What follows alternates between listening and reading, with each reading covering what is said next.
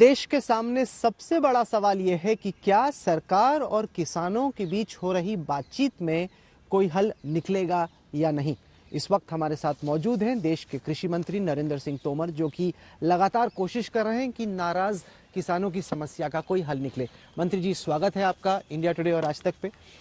मैं सबसे पहले आपसे ये जानना चाहता हूं कि आप लगातार तमाम जो किसान यूनियन हैं जो कि सरकार से इस वक्त नाराज हैं, उनके प्रतिनिधियों से बातचीत कर रहे हैं। अब तक की जो बातचीत रही है उसमें आपको क्या आसार दिख रहे हैं? क्या आपको लग रहा है कि इस समस्या का, किसानों की मांग का कोई हल निकल सकता है?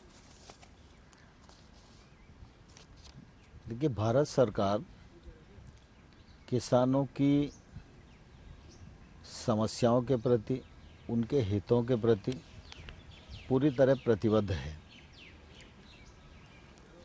जब आंदोलन से पूर्व की स्थिति थी तब भी हम लोगों ने बातचीत की और मैं समझता हूँ कि 14 अक्टूबर को सचिव के स्तर पर यूनियन से चर्चा हुई, 13 नवंबर को मेरे स्तर पर बातचीत हुई और कल 1 दिसंबर को हम लोगों ने फिर से बातचीत की।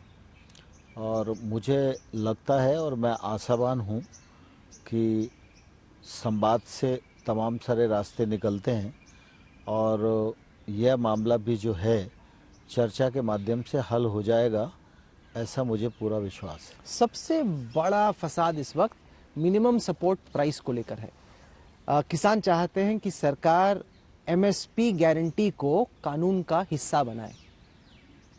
सरकार कहती है कि वो किसानों के पक्ष में है, तो आखिरकार आप एमएसपी की गारंटी देने को क्यों तैयार नहीं?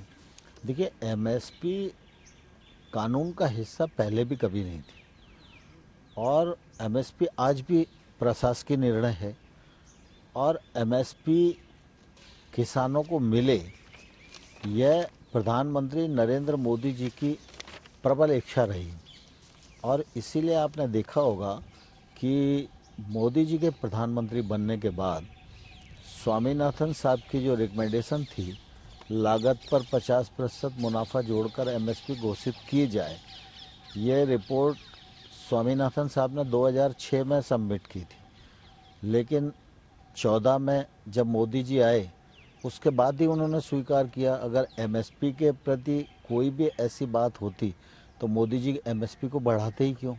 आज बढ़ी हुई एमएसपी का फ़ायदा किसान को देश भर में मिल रहा है और आप देखेंगे कि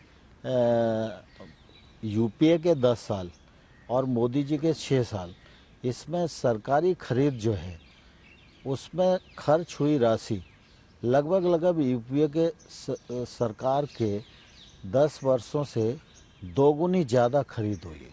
अभी हाल ही में जब धान की खरीद हुई तो 302 लाख मीट्रिक टन धान खरीदा गया, जो गत वर्ष की तुलना में 17% अधिक है।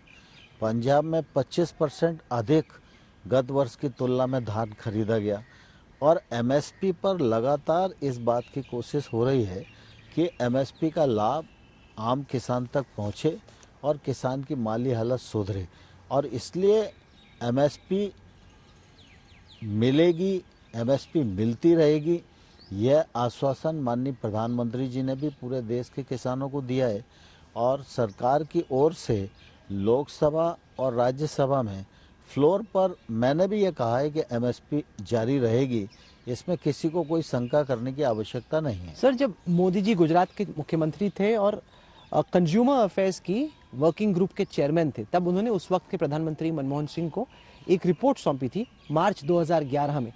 इस रिपोर्ट में ये लिखा गया है कि कोई भी फार्मर और ट्रेडर के बीच में ट्रांजैक्शन एमएसपी से कम में नहीं होना चाहिए और इसका एक सरकारी मैंडेट होना चाहिए। यही क्लॉज B3 में लिखा गया है कि एमएसपी इंटरमीडिएरीज जो बीच के बिचौलिए होते हैं वो सारा मुनाफा कमा लेते हैं, इसलिए सरकार इसको कानून के तहत मैंडेट करे कि कोई भी किसान और ट्रेडर के बीच में ट्रांजैक्शन एमएसपी से नीचे नहीं होना चाहिए। अब विपक्ष कह रहा है, वही रिपोर्ट दिखा के, कि ये तो जब मोदी जी गुजरात के सीएम थे वो खुद ही कह रहे थे, अब हम वही कह रहे हैं कि जो आपने पहले किया उसको पूरा कर दीजिए। जो विपक्ष के लोग आज कह रहे हैं, मैं उनसे पूछना चाहता हूं, आप तो इतने वर्षों तक राज किए, तो आपने एमएसपी के लिए कानून क्यों नहीं बनाया? कुछ चीज़ें ऐसी होती हैं जो प्रशासकीय निर्णय के द्वारा की जाती हैं, हर चीज़ के लिए कानून नहीं बनाया जाता।